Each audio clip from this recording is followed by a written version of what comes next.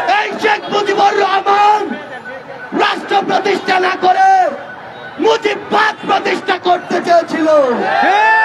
মুজিববাদ প্রতিষ্ঠা করতে গিয়ে দেশের সংবিধান ধ্বংস করেছিল।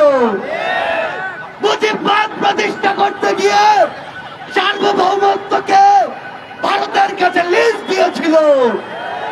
মুজিববাদ প্রতিষ্ঠা করতে গিয়ে বিগত 16 বছরে খুনি হাসিনা বাংলাদেশের নাগরিকদের হয় দালাল বানিয়েছে না হয় দাস বানিয়েছে।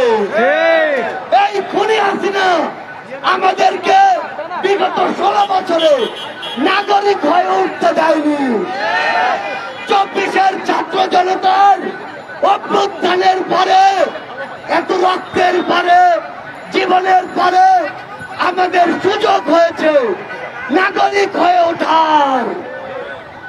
বাংলাদেশের ছাত্র জনতা আমরা ঐক্যবদ্ধ ভাবে নাগরিক হয়ে উঠব তো? আমরা ঐক্যবদ্ধ ভাবে এই রাষ্ট্র বিনির্মাণ করব তো?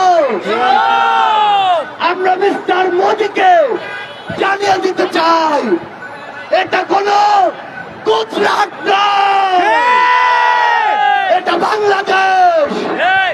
এখানে উগ্র সাম্প্রদায়িকতা চলে না। এখানে গুজব দিয়ে মানুষ হত্যা করে ক্ষমতায় যাওয়া যায় না।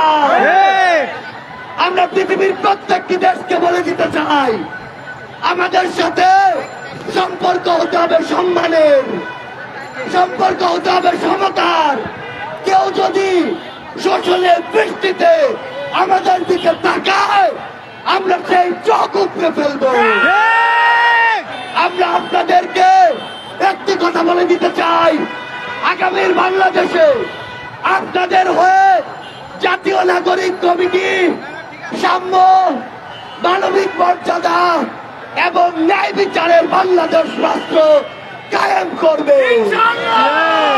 আমরা ঐক্যবদ্ধ ভাবে আগামীর বাংলাদেশে সকল ফ্যাসিস্ট খুনিদেরকে, স্বৈরাচারকে প্রতিহত করব।